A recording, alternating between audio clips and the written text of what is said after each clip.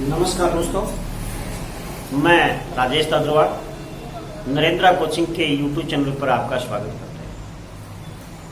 आज हम चर्चा करेंगे क्षेत्रीय संगठनों के संबंध में पढ़ रहे हैं और इनमें हम देख रहे हैं कि शारक जो इम्पोर्टेंट टॉपिक है, क्योंकि भारत या दक्षिणी एशिया के जो राष्ट्र हैं उनका एक क्षेत्रीय संगठन है और यहाँ से अक्सर एग्जाम्स में प्रश्न आते हैं। ध्यान से पढ़िएगा, हम अच्छे से आपको देने का प्रयास करेंगे। देखिएगा, अपना है शार्क। शार्क दक्षेश बोलते हैं। दक्षेश पूरा नाम है दक्षिणी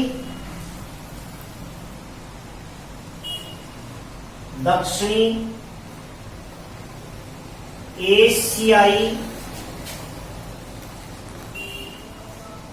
क्षेत्रीय सहयोग संगठन। देखिए, इससे पहले हमने यूरोपीय संघ के संबंध में पढ़ा। यूरोपीय संघ के जो सदस्य राष्ट्र हैं, इन्होंने एक दूसरे का सहयोग करके अपना समग्र विकास किया है।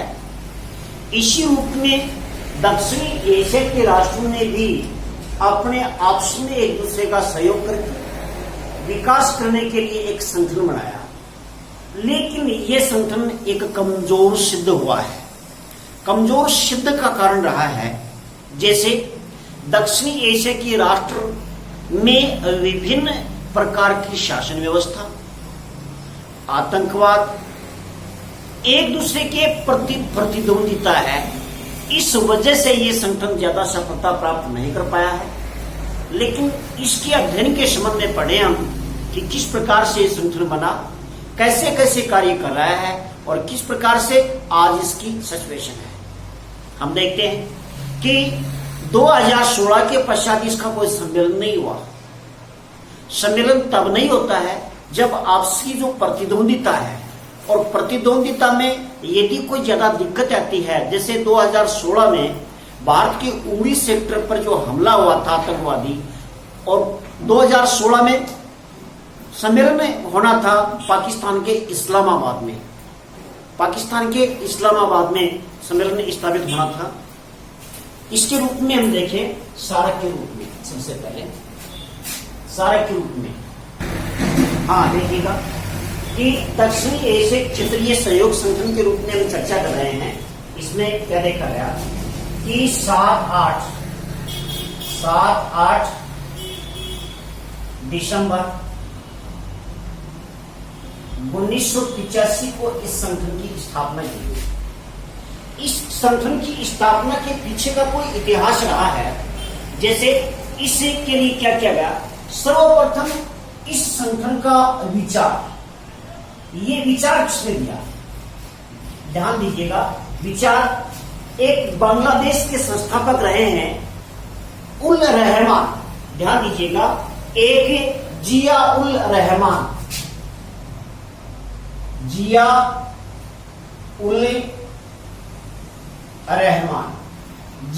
रहमान पाकिस्तान बांग्लादेश के राष्ट्रपति भी रहे हैं। उन्होंने सबसे पहले इस चीज का विचार दिया कि एक शारक नाम का, मतलब दक्षिणी एशिया क्षेत्रीय सहयोग संगठन के नाम से एक क्या किया जाए, संगठन स्थापित किया जाए। इसके लिए इस संगठन की स्थापना करने के लिए 1981 में सर्वप्रथम देखें कि 1981 में एक सम्मेलन हुआ था। एक सम्मेलन हुआ इसकी स्थापना करने के लिए। वो सम्मेलन कहां किया गया,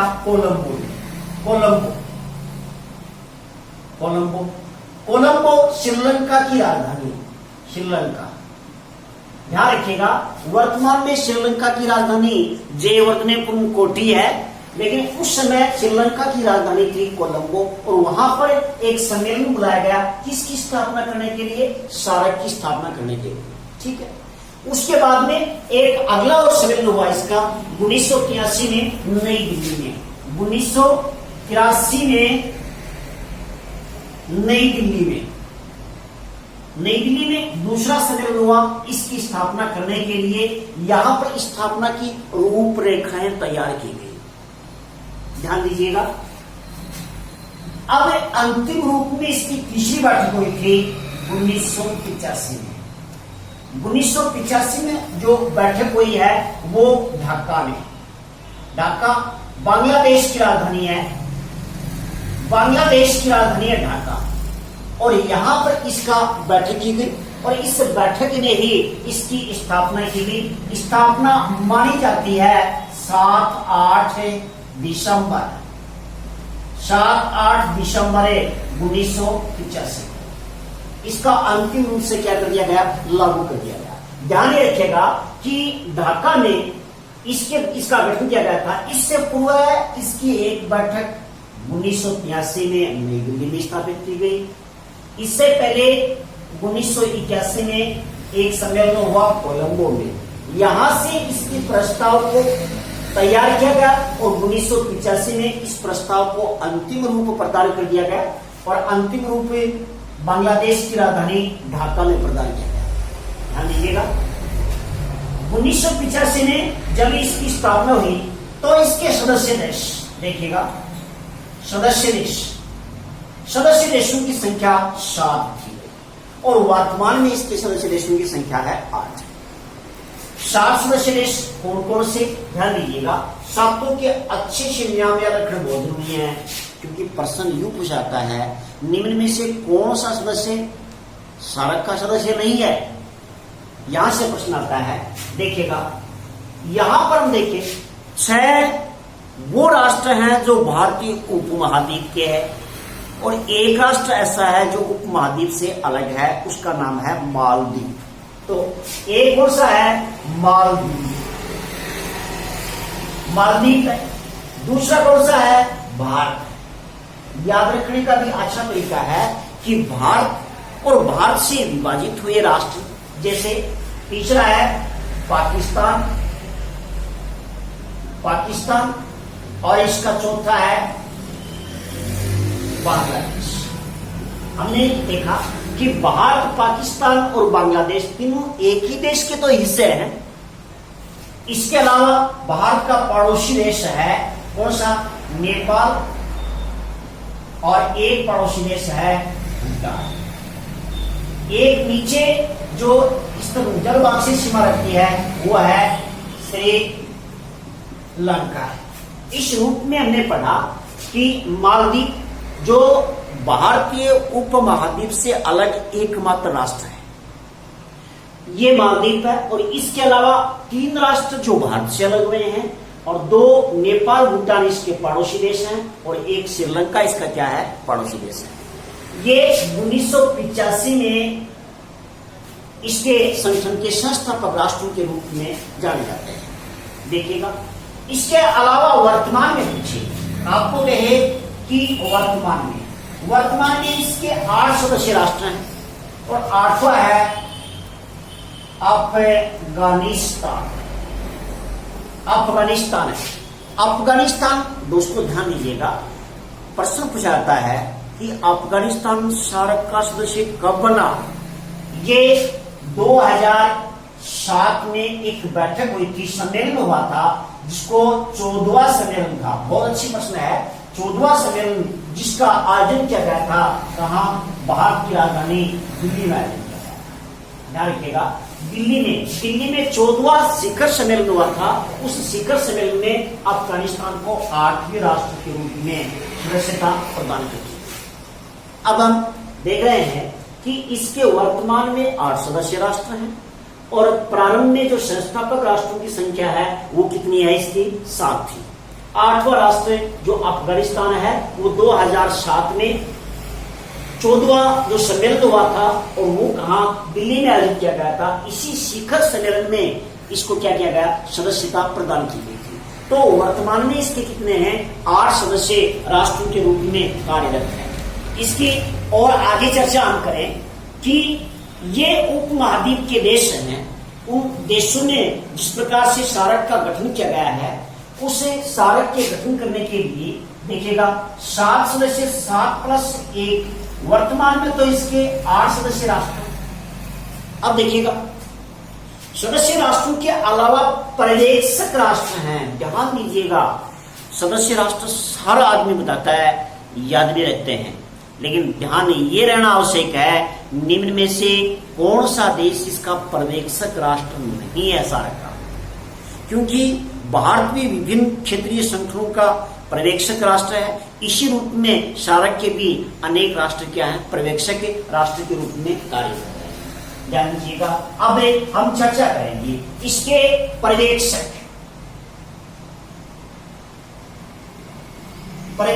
राष्ट्र कौन कौन से। पर्यवेक्षक राष्ट्रों में सबसे पहले अमेरिका,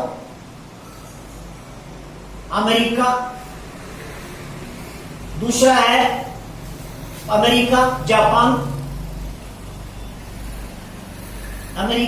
जापान, और तीसरा है दक्षिणी कोरिया।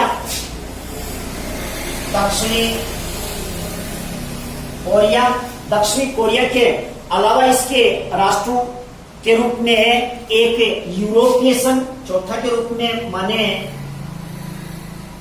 यूरोपीय संघ भी इसका एक सदस्य राष्ट्र के रूप में कार्य कर रहा है।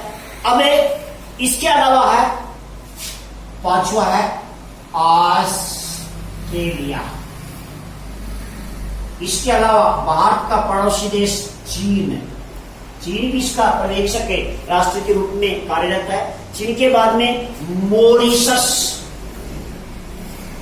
एक है मॉरिशस, और मॉरिशस से अलावा इसके सदस्य राष्ट्र के रूप में ईरान, और एक है इसका म्यांमार। ध्यान दीजिएगा, ये इसके अमेरिका, जापान, दक्षिणी कोरिया, यूरोपीय संघ, ऑस्ट्रेलिया, चीन, मॉरिशस, ईरान और म्यांमार, ये इसके पर्यवेक्षक सदस्य के रूप में कार्य करते हैं। पर्यवेक्षक सदस्य वो होते हैं इनकी बैठकों में हिस्सा लेते हैं, लेकिन इनके न तो मतदान करने का अधिकार होता है और न वार्ता के बीच में किसी प्रकार की रुकावट पैदा करने का अधिकार होता है। ये दिग्दर्शक के रूप में कार्य करते हैं और परामर्श के रूप में कार्य करते हैं, लेकिन इनकी फैसलों में अहम भूमिका नहीं होती है।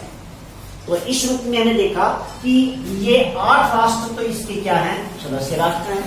साथ में ही ये 9 राष्ट्र वो हैं जो इसके पर्यवेक्षक के राष्ट्र के रूप में कार्य करते हैं। आगे पढ़िएगा, देखिएगा आगे देखिए इसको, सार्क के संबंध में आगे की चर्चा करें। सार्क संगठन दक्षिणी एशिया के राष्ट्रों का एक संगठन के रूप में कार्य कर रहा है प्रमुख रूप से। अब यहां ये देखें कि गठन हुआ और गठन के समय किस प्रकार की प्रक्रियाएं हैं। जैसे हमने देखा कि 8 दिसंबर सार्क दिवस के रूप में मनाया जाता है हर साल। 8 दिसंबर को जिस दिन इसका क्या हुआ था, गठन हुआ था, उसको इस रूप में मनाया जाता है। जब कोई भी राष्ट्र है या कोई भी संगठन है और उस संगठन का गठन जब किया जाता है तो उसके चार्टर होता है। चार्टर का मतलब संविधान होता है। जैसे हम यूं पढ़ें, भारत है, भारत में 395 अनुच्छेदों का एक संविधान है। इसी रूप में विभिन्न प्रकार के क्षेत्रीय संगठन है, जैसे यूएन ही मानिएगा आप, जैसे यूएन में 111 अनुच्छेद हैं। इसी रूप में इसमें भी क्या है, इसका भी एक चार्टर है।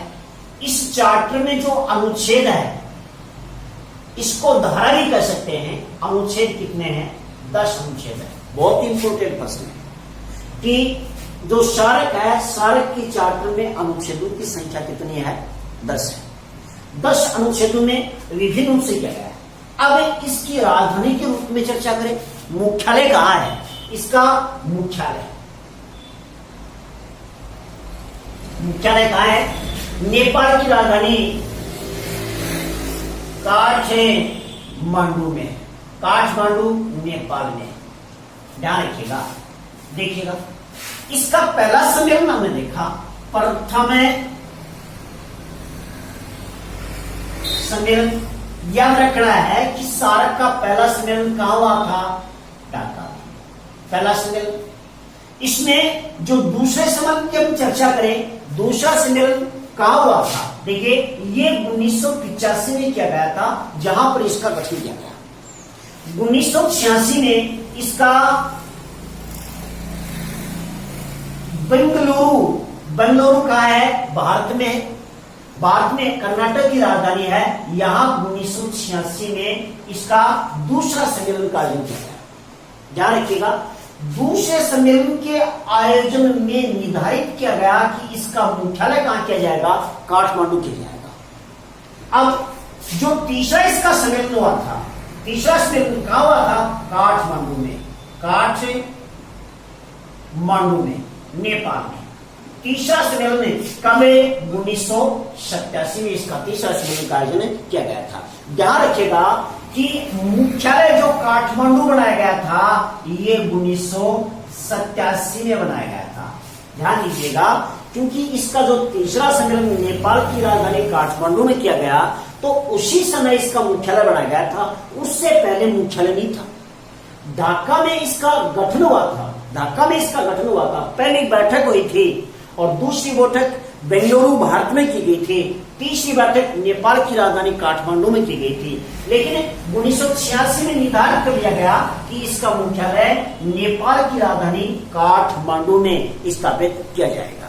तो इसी प्रकार की बातों को ध्यान रखिएगा कि पहला, दूसरा और तीसरा जो सम्मेलन है वो बड़ा महत्वपूर्ण है।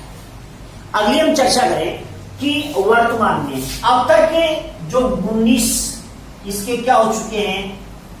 सम्मेलन हो चुके हैं। ध्यान रखिएगा, 19 सम्मेलन इसके संपन्न हो चुके हैं और इसे 19 सम्मेलनों के रूप में हम चर्चा करेंगे कि 19वां जो सम्मेलन है वो कहां किया गया था। ये 19वां सम्मेलन है, 19वां काठमांडू में, काठमांडू में। ये काठमांडू में संपन्न किया गया था 2014 में। ध्यान रखिएगा, अब जो 20वां सम्मेलन होना था, सम्मेलन 20वां सम्मेलन होना था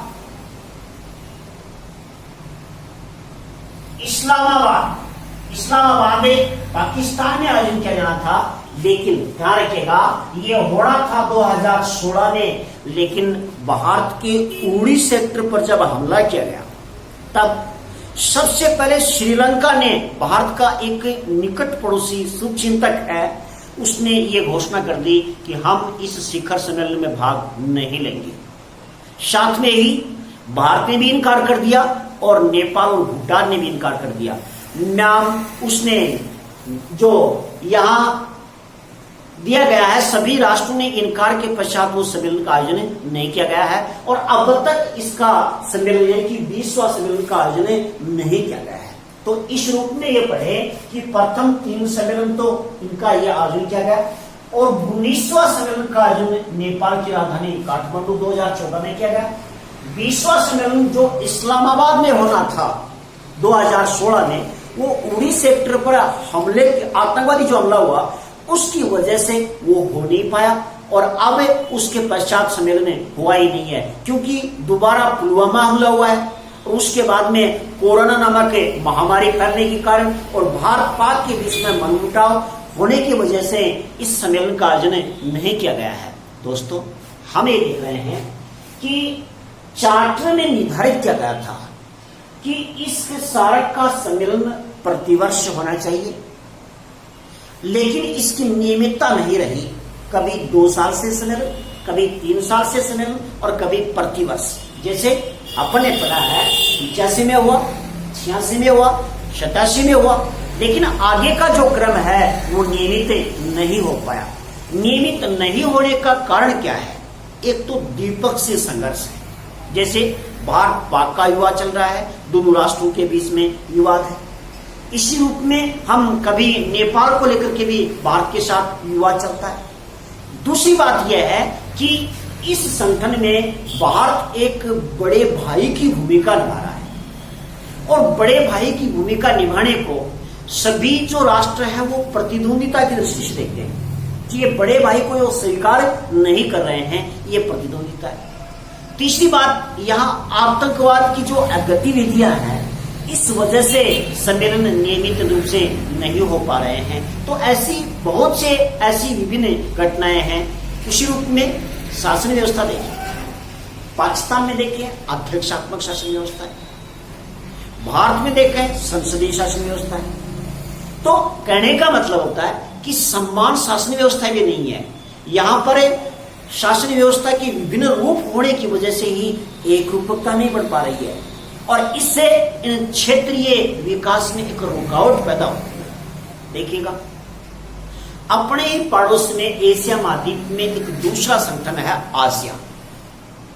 वो आसियान आज विश्व का सबसे अधिक प्रगति करता हुआ संगठन है।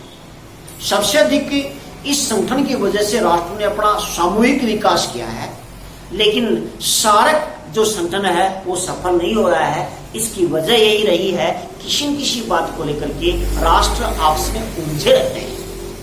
आगे की गतिविधियों का हम अध्ययन करेंगे। देखिएगा, पर्यवेक्षक राष्ट्रों के रूप में चर्चा की, इसकी मुख्यालय के रूप में हमने चर्चा की कि मुख्यालय का निर्धारण तो बेंगलुरु में किया गया था और काठमांडू इसका जब 1987 में अधिवेशन बुलाया गया था काठमांडू, और यहीं पर इसका मुख्यालय स्थापित किया गया है। मुख्यालय का अर्थ होता है उसका सचिवालय। तो सार्क का सचिवालय या मुख्यालय कहाँ स्थापित है? नेपाल की राजधानी काठमांडू में स्थापित किया गया है।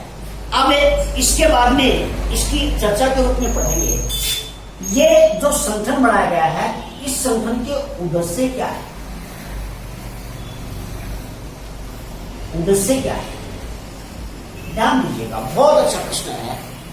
उद्देश्य क्या है?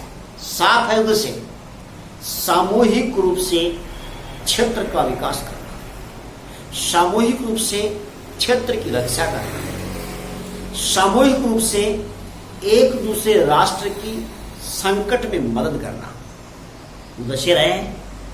ध्यान रखिएगा कि उद्देश्य में सबसे पहले पढ़ें जो चार्टर का जो अनुच्छेद है, किस अनुच्छेद में ये लिखा गया है कि ये इसके उद्देश्य हैं। उद्देश्य के लिए लिखा गया है अनुच्छेद 1। बहुत ही इंपोर्टेंट चीज है कि जो सार्क के जो उद्देश्य हैं उनका अनुच्छेद इस अनुच्छेद में देखिए किया गया है, इसमें किया गया है। उद्देश्य की संख्या कितनी है? 7। उद्देश्य कितने हैं? उद्देश्य 7 उद्देश्य। हम सबको न जान करके एक क्या है? सामूहिक के आर्थिक विकास। मूल उद्देश्य आर्थिक विकास करना है, सामूहिक आर्थिक विकास करना है। क्षेत्र को क्या बनाना है? क्षेत्र को आत्मनिर्भर बनाना है। क्षेत्र को आत्मनिर्भर बनाना है। एक इसके अलावा सामाजिक और सांस्कृतिक समन्वय, सामाजिक एवं सांस्कृतिक समन्वय मूल रूप से 3 उद्देश्य हैं। क्या? सामूहिक आर्थिक विकास करना, क्षेत्र को आत्मनिर्भर बनाना, सामाजिक और सांस्कृतिक समन्वय स्थापित करने के लिए कार्य करना। ये मूल रूप से इसके उद्देश्यों का निर्धारण किया गया है। अब इस सिद्धांत के रूप में देखते हैं। देखो, एक बिंदु तो इसका उद्देश्य जो अनुच्छेद 1 में, एक सार्क के दूसरा बिंदु सिद्धांत। सिद्धांत का उल्लेख है अनुच्छेद में किया गया है, अनुच्छेद 2। बहुत अच्छा प्रश्न है। सिद्धांत का प्रश्न इतना ही हो जाता है कि जो दक्षेश के उद्देश्य है उसका उल्लेख तो इसमें है और उद्देश्य का तो 1 में है और सिद्धांत का किसमें किया गया है?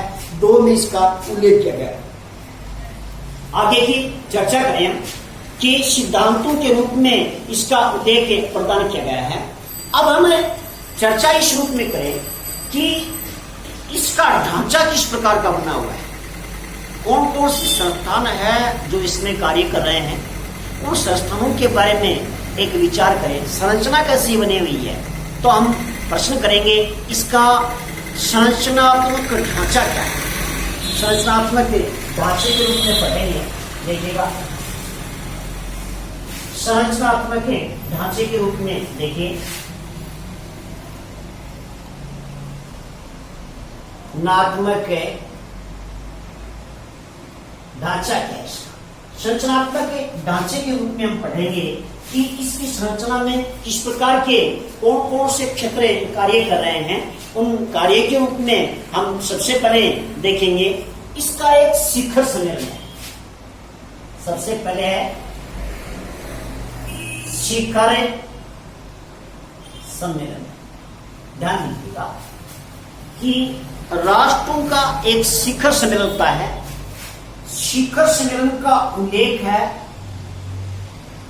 अनुच्छेद 2 के आगे 3 है।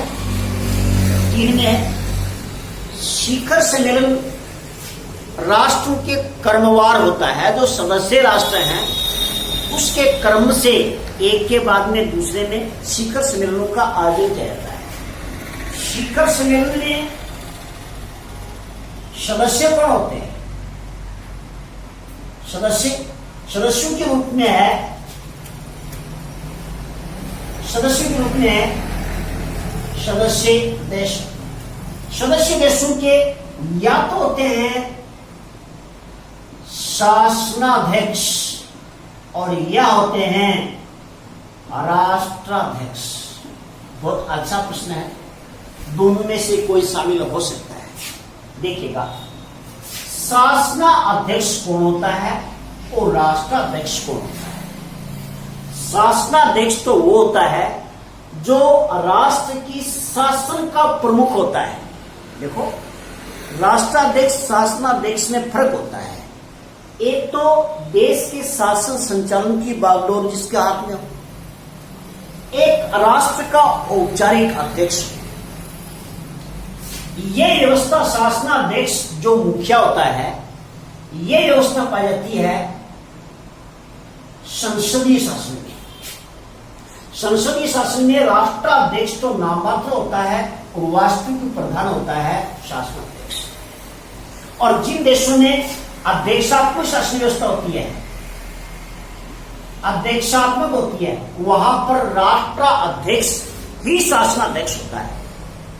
उसमें दोहरे पद नहीं होते हैं, उसमें केवल दोनों राष्ट्राध्यक्ष ही शासनाध्यक्ष होता है।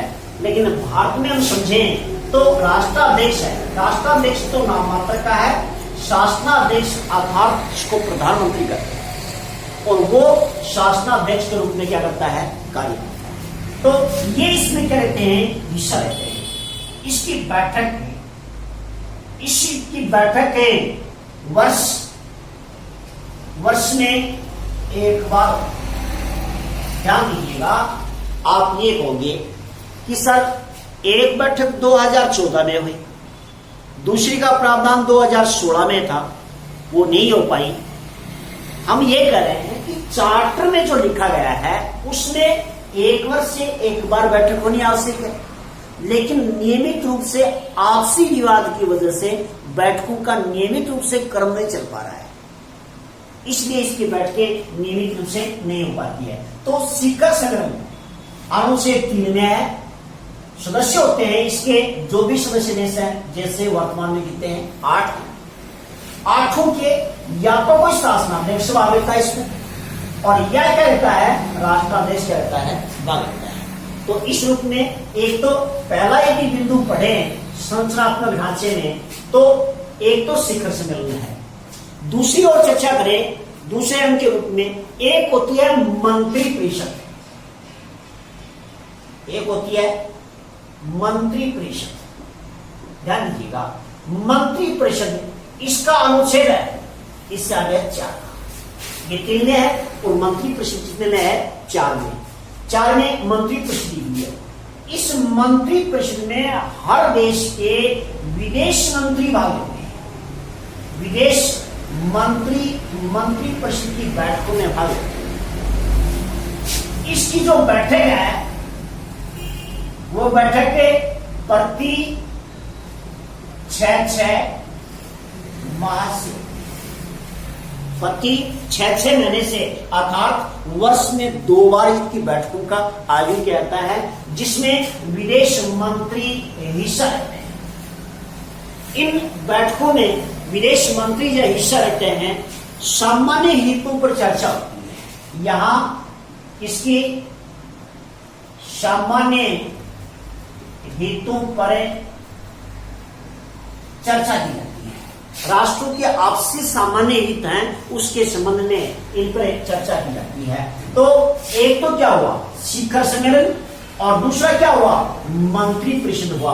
और तीसरे अंक के रूप में हम पढ़ेंगे, तीसरे अंक के रूप में पढ़ेंगे, एक होती है स्थायी समिति, 2 है, इसके बाद में पढ़ेंगे तीसरे अंक के रूप में। इसका तीसरा है स्थायी समिति। ध्यान रखिएगा, स्थायी समिति ये 4 में है, तो स्थायी समिति का अनुच्छेद है 5। इसमें भाग कौन लेते हैं, ध्यान रखिएगा। इसमें विभिन्न प्रकार के जो राष्ट्र हैं, सदस्य राष्ट्र हैं, उनके विदेश सचिव हिस्सा लेते हैं। कौन लेते हैं, विदेश सचिव हिस्सा लेते हैं, सचिव हिस्सा लेते हैं। और विदेश सचिवों का एक सम्मेलन होता है जो प्रतिवर्ष होता है। प्रतिवर्ष विदेश सचिवों का एक सम्मेलन होता है जो स्थायी समिति के सदस्य होते हैं, और ये विभिन्न प्रकार के हिस्सों में कार्य करते हैं। आज हम इस के रूप में यहीं तक खत्म कर रहे हैं, और आगे के वीडियो में इससे आगे के जो संरचनात्मक ढांचे के जो अंग हैं उनके बारे में चर्चा करें। तब तक के लिए नमस्कार।